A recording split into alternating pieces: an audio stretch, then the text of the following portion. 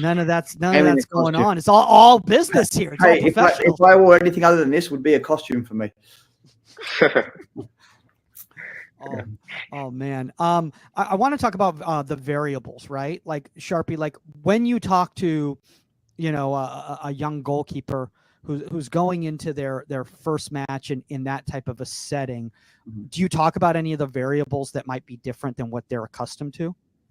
Yeah, I mean, again, I go back to you just don't want to over inform someone. Like you just don't want to put too much into their mind where they're overthinking everything. I mean, we talk a lot about overthinking things. I mean, we've faced. Look, let's take this last 7 days, 10 days. We faced a very, very good LA Galaxy team who are very dangerous in transition. Have a lot of options in the box. Joveljic, Royce, Peck, Pencil, Puig. It's they've put us being goalkeepers in the position in the last 7 days, and in the 3 games we played in this year, where we're in positions where we have a lot of time prior to the final action to overthink things, where the last 3 days we've completely worked on putting ourselves in the situations where there is time to overthink, but just relying on our settled positions, our instincts, hand shape, body shape, whatever it comes into the spaces. But, I think to answer your question, Mikey, no, I don't want to talk too much about variables,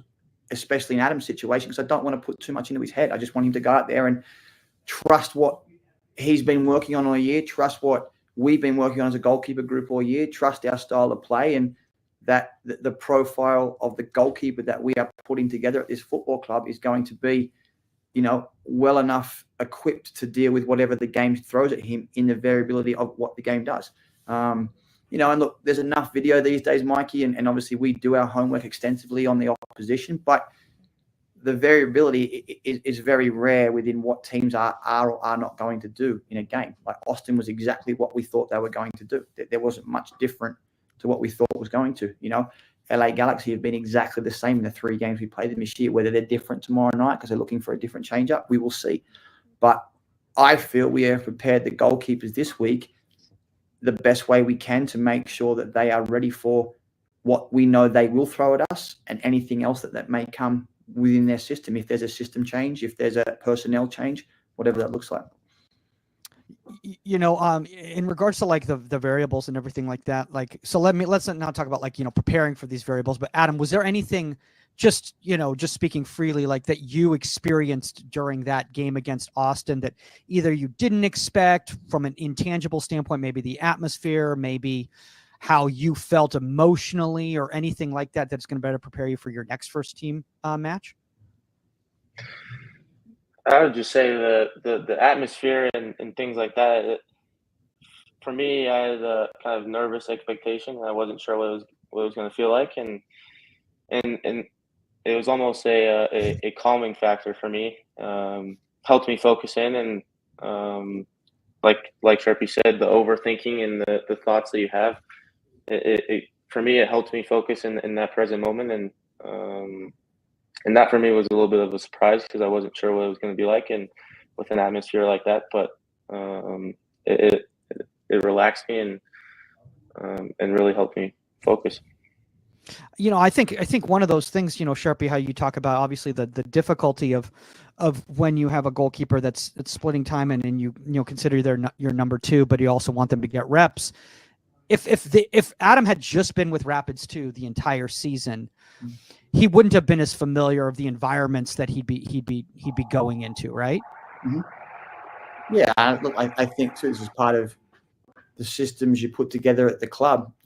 I would never put unless it was absolute dire straits. We were 3 goalkeepers down, and young Zach was the next man up. But I don't think we'd ever put a goalkeeper in a situation, or a player for that matter, in a situation where they don't know the style of play. They don't know the expectations of the goalkeeper within our style of play.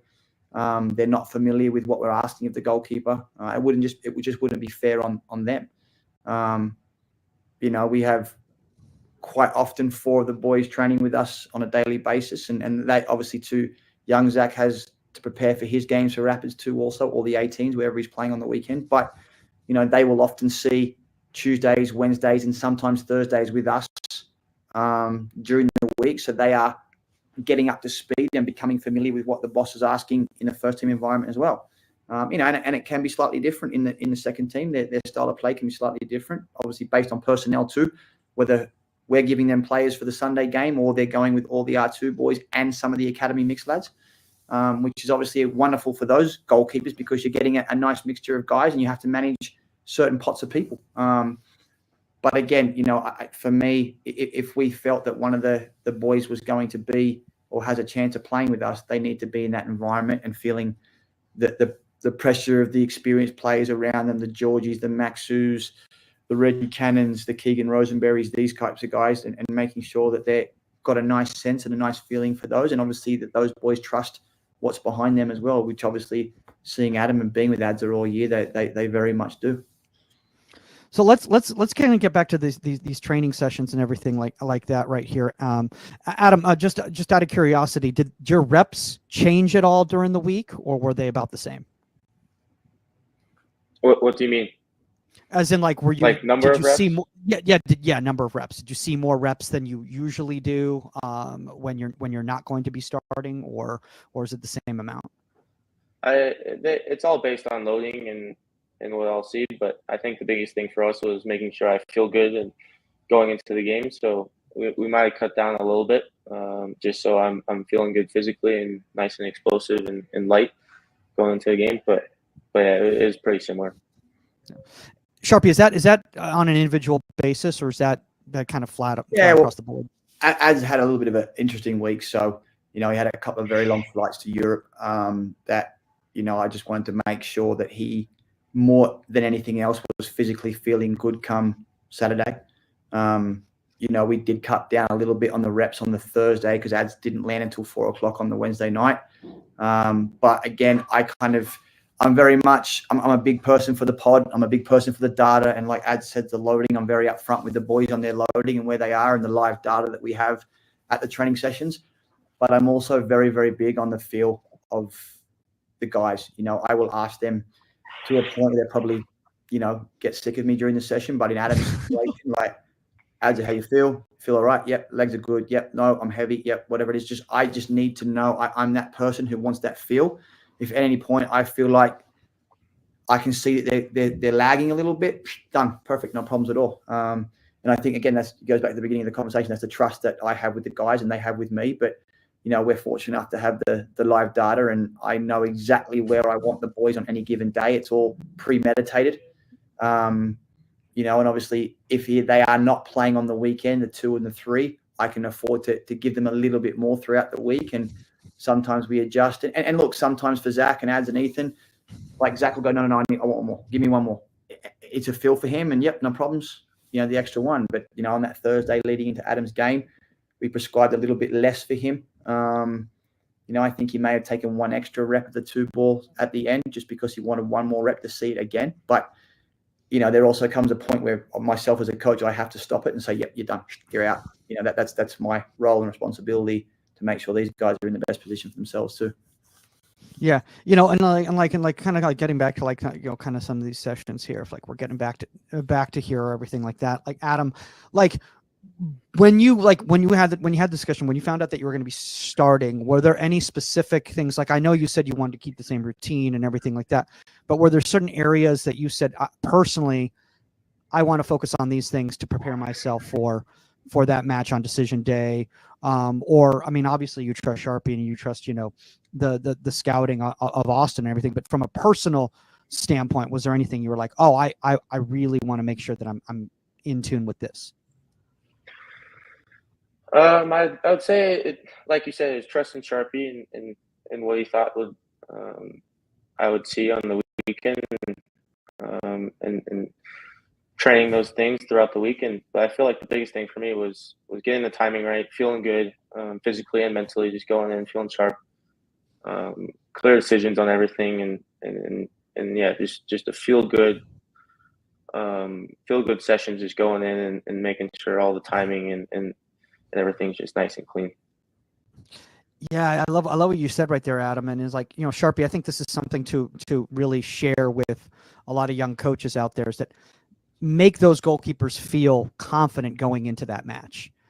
you know, as opposed to if this was 4 months earlier and they're not playing, it could be different coaching behaviors. But that week is about making sure that they feel comfortable for that match. Yeah, for sure. And I think, look, as you get, for myself, as you get more experience, you get older, you realize, you know, certain sessions are going to create success, certain sessions are going to create failure. Do you want success? Do you want failure? Do you want a little bit of both throughout the day? Are you able within the session to adjust if you are getting too much success, or it's too simplified, or it's too complicated and you need to simplify it? Do you have adjustments within your session you can make on the fly that offer those for the guys? You know, I felt because of Adam's week leading into it that we needed a session on the match day -2 that would offer him what Austin were going to show us, but also allow him to have success both physically and mentally. You know, yesterday we've had 3 days to prepare for LA Galaxy this week, obviously because we're playing tomorrow night a day earlier. But Adam said something to us yesterday as a group when we were coming together at the end of the session. He said, I love this because we're seeing the ball fly past us. We're seeing goals scored on us. We're feeling that little bit of emotion, that physical touch, the desire to want to make more saves or keep the ball at the back of the net in very vulnerable scenarios, in scenarios that you've probably got a 50-50 chance of saving. Now, what does our positioning and our body shape, our hand shape, our timing, how do we tip the scales in our favor? But adds up, correct me if I'm wrong, was the first thing you said in the session yesterday is I love this because I've just conceded X amount of goals, but now it gives me something tangible to grab onto when we're watching the video and go, okay, this is what we need. Learning. I'm successful, you know? Yeah. See, I love what you said right there, because like, you know, and Adam, you know, I mean, credit to you. I mean, you are the most mature 18-year-old I think I've ever met in my life. I think you're more mature than I am, as I'm going to a Halloween party after this. But I want to say this, that like you saying, because I think a lot of young goalkeepers, they kind of don't look forward to, and obviously I'm not saying you. Welcome to the Keeper Institute podcast. My name is Tori Corsaro. I'm a strength and conditioning and goalkeeper coach here at the Keeper Institute and your host for today's show. The Keeper Institute is a unique goalkeeper training facility in New Jersey aimed at developing better goalkeepers and better people. On this podcast, we will be discussing all things goalkeeping, character development, and more.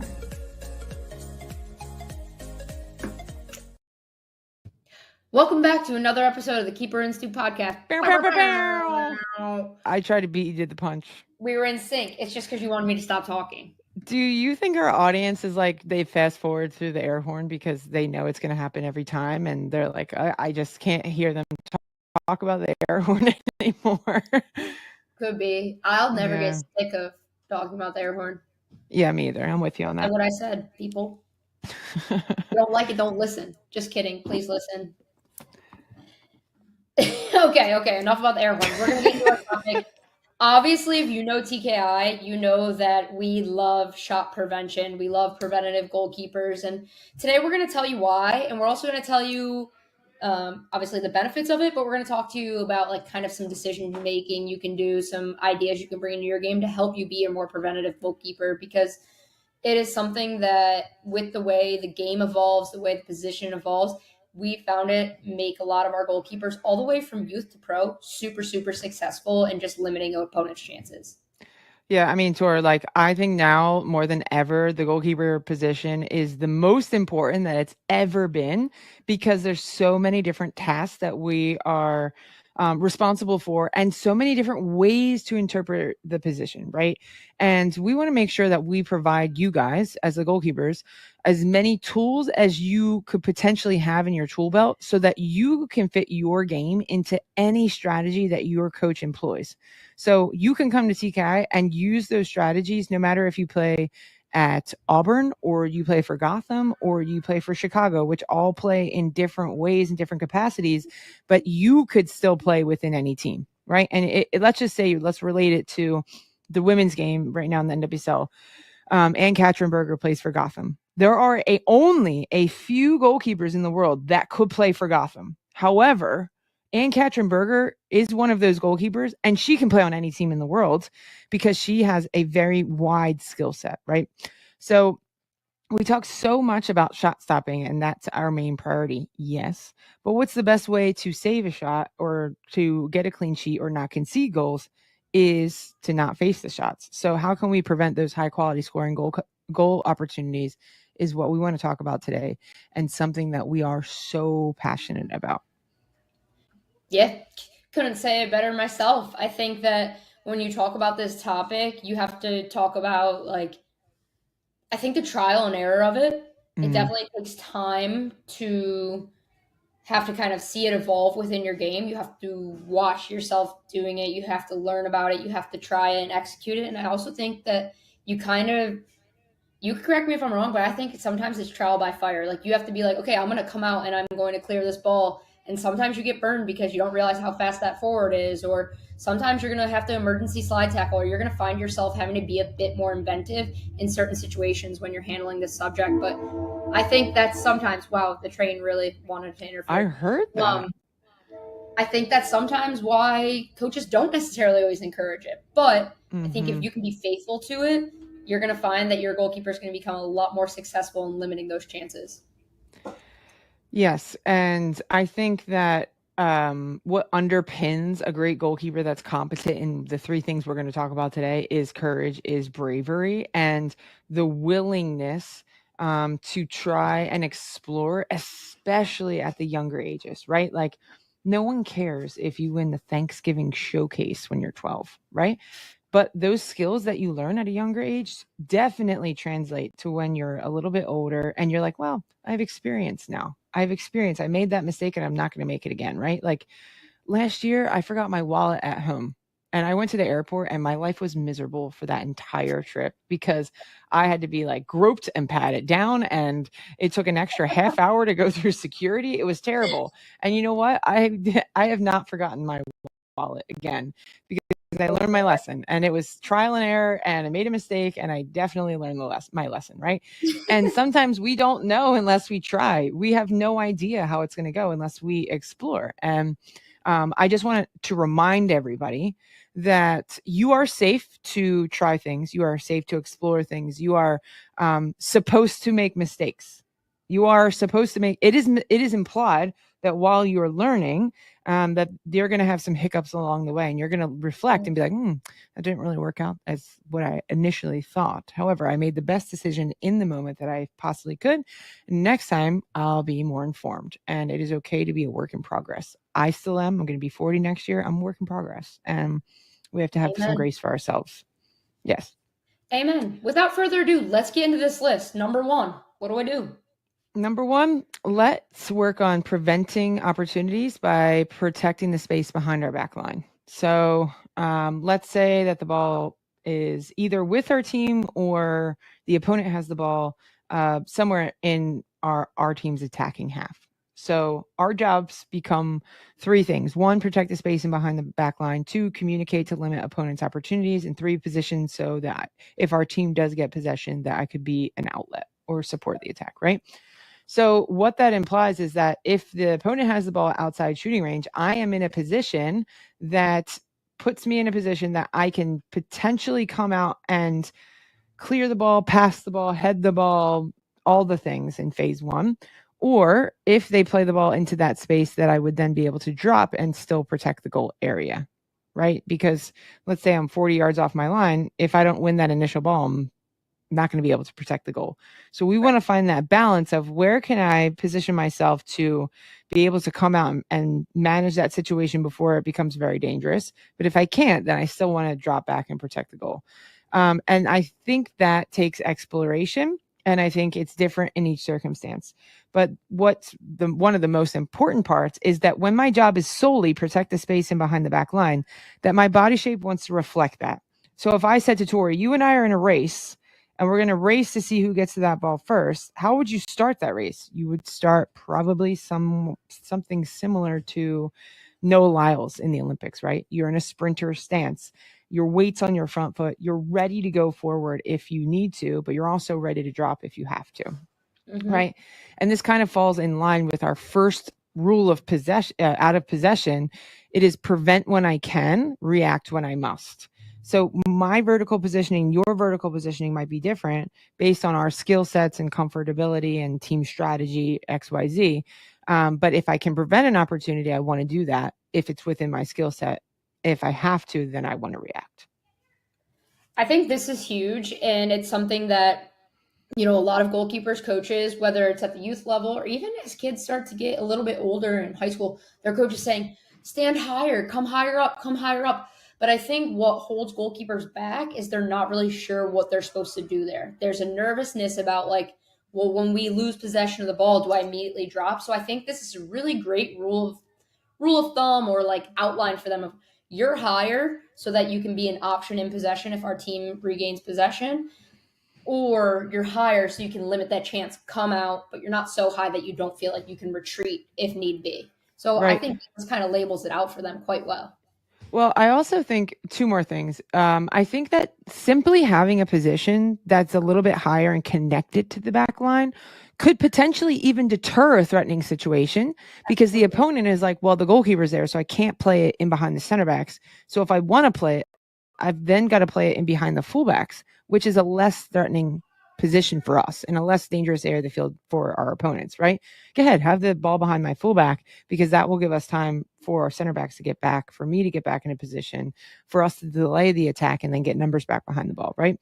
The second thing is, one, not only does it deter potential dangerous opportunities, but also I want to make sure that I feel competent in the different types of final actions outside my box, because clear the ball isn't the only final action that we could choose. It is one that we certainly could use, but the balls that get played in could be different, right? So the ball that's played from out to in is more dangerous than, let's say, in a central position outside. So if the ball comes from out to in, it's on the floor, that's going to be different than if it's in the air. So I want to be able to clear it. I want to be able to take a touch pass pressure.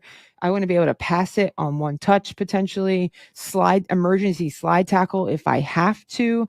I've even seen Katie spread outside the box the other day, right? Which I thought was very inventive, and just being comfortable with these different types of balls that get played will determine what type of final action that we need to have. Yeah.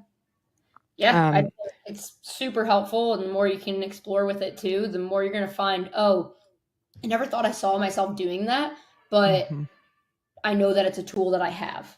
Right. Well, I also think another thing that deters people from being a little bit higher is because they don't understand the principle of when to stay high and when to draw, right? So they're like, I'm afraid I'm going to get chipped. Well, why are you getting chipped in the first place? Right? Like the ball's outside shooting range. You're not really worried about them shooting, right? So you can be a little bit higher. Right. As soon as they play that ball and we recognize I can't get there first, that's your cue if you should go. Can you get there first and impact the ball? No. Then quickly drop to protect the goal. Then your job transitions from space defense to goal defense. And that's where I think people don't make that decision quick enough. So the ball gets played and they stay where they are because they're like, I can't get it. So they're not sure what to do. They stay, and then the ball goes over their head. And so we have to find that right balance of starting position, yes, but the decision to be aggressive forward, or the decision to drop back and transition to protect the goal. And that's where people, I think, falter, and this becomes a little unclear in our job responsibilities. Yeah, I think you're spot on, honestly. And I think that's a whole podcast in itself is about, and I think we might have talked about doing this in the past, but how not to get chipped. It's not as scary, I think, as people make it out to be, because you have a lot more control in that situation. Yeah. I mean, I call college soccer and pro soccer every weekend. You coach at college soccer, you watch the program. I don't really see goalkeepers get chipped too often. Like in my recent memory, I can think of one time. And it was last week. It was Shelby Hogan against Portland, right? Or in Portland against Utah. And it was in a 1v1 situation where she came out and she was in a space. Let's unpack something. This just came to my mind. Let's unpack no man's land. I knew that's what you were going to say. Let's unpack no man's land, because I think it is this mythical place that is very ambiguous and vague, and goalkeepers are like, what does no man's land mean? I've heard it. It's this mythical place that I don't want to be in, but what the heck does it mean? And essentially, when someone says that, what I think they're saying is that you're not in a position to protect the space, and you're not in a position to protect the goal. And that's what happened in that one play. If you go back and look it up, is the goalkeeper is not in a position where she can influence the ball in phase one, and she's not in a position to protect the goal. And so the attacker just goes right over top of her head. So, yes, but that's what that means, if you've ever heard that before. And typically it happens because we're not understanding of what our job is in that moment in phase of play. Yeah. All right. Well, because we could go on about this, I think, particular instance forever, we'll cut it there, and let's go on to part 2 with our topic at hand of shot prevention. Okay, so number 1, protect the space behind the back line. Number 2 is protect this space in the goal area. So deeper crosses, end line services, shallow crosses, corner kicks, any of those services in the box. If we can prevent a header, a volley, a scrum, all these bodies in the box that potentially could take deflections and ricochets, we want to do that. So what becomes really important in protecting the goal area initially, what I think is the most important part, is our position. So many times we see goalkeepers just get like sucked to that near post. Yeah. And so then it makes it more difficult for them because they've got to travel a further distance to impact the ball. But the better we get at protecting the goal area, the further the opponent has to serve from goal, which makes their opportunity less likely to be as threatening, right? I don't want to face a shot 3 or 4 yards from goal if I don't have to. I want 7, 8, 9, 10 feels a lot better to me than 3 or 4. So the better we get at protecting the goal area, the more comfortable we feel at punching, the more range we're going to have, and we're going to force our opponent further from goal. Yeah, I think this is one of the biggest areas of growth for goalkeepers that we work with. I don't know if it's just like a topic that it's hard because you don't see it as much as a youth goalkeeper, and then all of a sudden it's like you're starting to see it.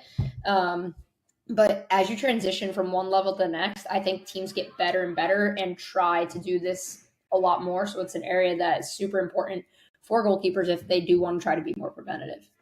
Yeah, for sure. And I think as well as if we feel more comfortable coming out to protect the goal area, typically our opponents are serving into that area because they've got numbers. And if we can come out and secure possession, then there's a potential for counterattack opportunities because the opponent has a lot of numbers pushed forward, which is another benefit. Yes. And we're now to number 3. That was simple. That one was sweet. Number 3, which isn't always the most simple or sweet, is retaining possession.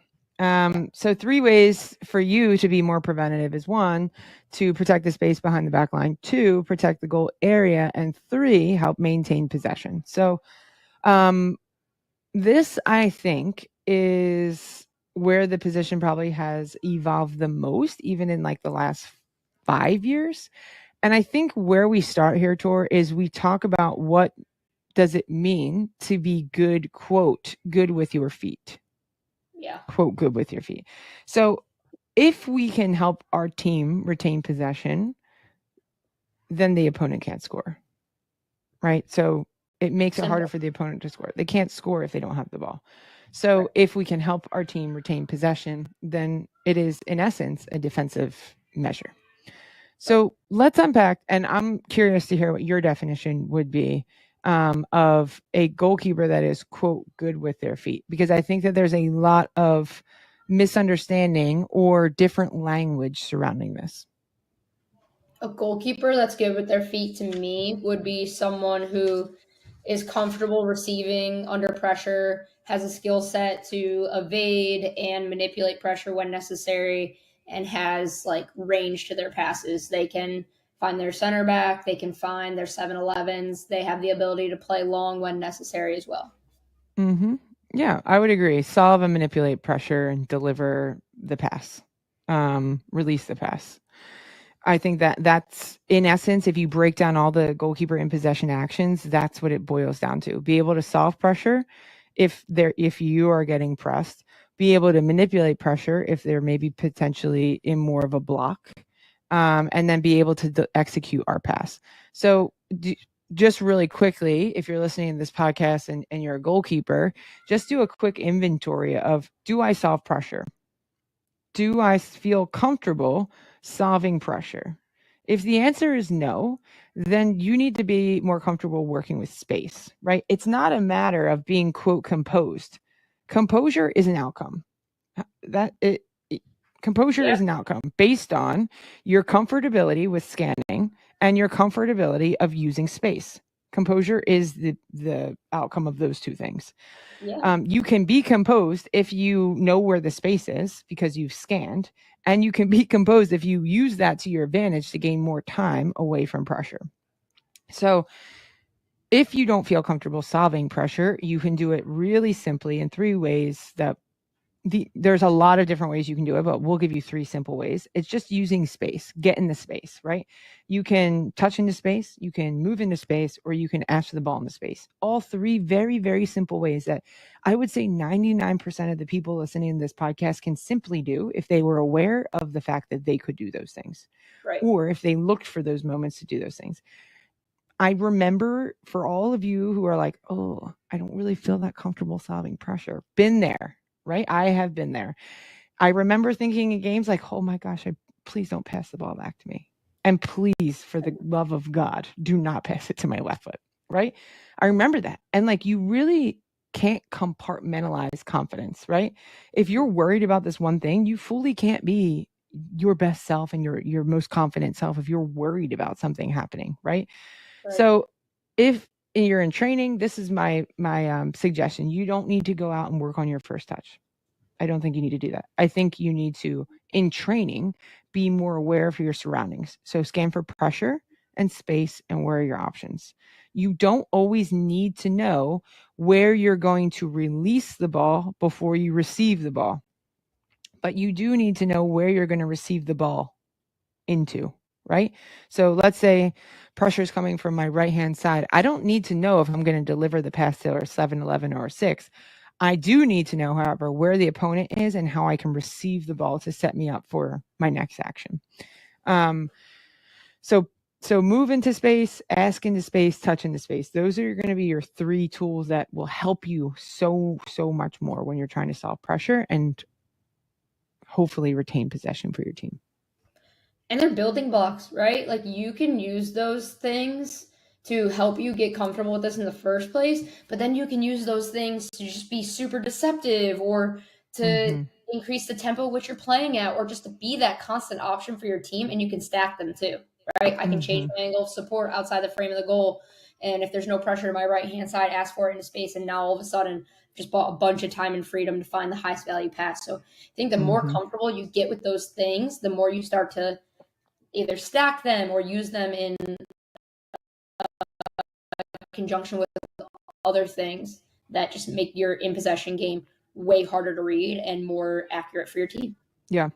I just really quick, I want to remind everybody that although those 3 things conceptually are simple, it is a little bit harder to apply them within your training when you're first starting. But when you're first starting, you're like, oh, this is very overwhelming. But just start somewhere. Just think, okay, I'm just going to scan to see where the opponent is every time. And today I'm going to scan to see where the opponent is, but I'm going to try to use touch into space as a way to solve pressure. Just simply try and put it out there. Tell your coach, like, hey, Jill, Coach Jill, I'm really working on trying to solve pressure. So today I'm really focusing on taking my first touch away to evade pressure into space. Can you give me some feedback on that at the end of the day? Or just so you know, just so you're aware of it, I'm trying that today, and talk about it. Like, literally talk about it, envision it, watch the game, like the pro game, and look for moments that the goalkeepers take a touch into space. Just simply doing all that, you're going to incrementally get better over time. And it's not a quick fix. It's not, oh, I'm aware, I'm going to be able to do it tomorrow. However, you got to start somewhere. And simply by just being more mindful of it and talking about it more and being more curious about it, it's going to help you. And guess what? You are going to be having more clarity. The more you talk about it, the more you try to figure it out. And clarity leads to competency, that I feel more comfortable doing this, right? And when you feel more comfortable doing things, you're more confident. So clarity, competence, confidence, you're going to do things more often when you're confident. There you go, Tor. You said that, and something we did recently together, and I wrote it down. I was like, that's brilliant. And I just stuck it to the wall in front of me. So as you're saying it now, I'm like, oh, this is great. This is great. And yeah, I just think that confidence is, we talked on a couple podcasts ago about the rewards program for Duncan, right? It's the same thing. Like, wow, I'm so much more confident with the ball at my feet, like solving pressure. What else could I do? What else can I do? That confidence and that competency rolls into like this more of a curiosity to your game of like, wow, I've really improved in this area. Hey, I can really improve in other areas too. And it makes you feel more empowered of like, wow, what else could I do with my game? And like, maybe I can take my game to heights that I never truly believed that I could. Right. And I just want to remind everybody that when you guys are on that journey where you're really pushing yourselves to get out of your comfort zone, you're not alone. And like, there's a lot of people that want to help you and support you along that journey. And it's really hard. It's really hard to make mistakes and to grapple with those mistakes. And it's really hard to make those mistakes in front of your peers, in front of your coaches, in front of your family, in front of college coaches. It's really hard. But you guys can do hard things. Like, you guys can do hard things and start with it in training. You don't have to just go out and immediately apply it to games, but just start thinking about it, start trying, start looking for those moments. And eventually over time, you're going to be like, wow, I've really improved. What's helped me as a coach is because I know that like insecurity in particular of like doing it amongst your peers, and like, I think about like 5v5 or when we're playing in the field, players are like, give me the ball, give me the ball. Like, they're just kind of like always in the goalkeeper's face for some reason. I started when I wanted my goalkeepers to be working on something specific, saying to the team, hey, I've asked them to try to manipulate pressure today. So that means they're going to call the shots more or less. Or I've asked them to use touches into space. And when I did that, I actually found that it gave the goalkeepers more freedom because they weren't as worried about what their peers were thinking because I already took care of their peers for them. And if they had a problem, I told them to come talk to me. So I think it kind of just set up a little bit of a grounds for them to explore a little bit more. So if you're a coach listening, I found success with that. It doesn't mean that it's going to work every time, but I do think it opens the door for a little more freedom. I totally agree with you, Tori. And I can even share my experience with that. Is I felt like when I was with the national team that I just tried to hide my deficiencies as much as possible, right? In training and in games. I just tried to hide them. Like, let's not show everyone that I cannot strike with my left foot, right? And so by doing that, I never worked on it. And so I never got better at it, right? And so I always was living in this mindset of like hiding it rather than working on it. And if we don't ever work on it, how can we expect it to improve, learn, and grow, right?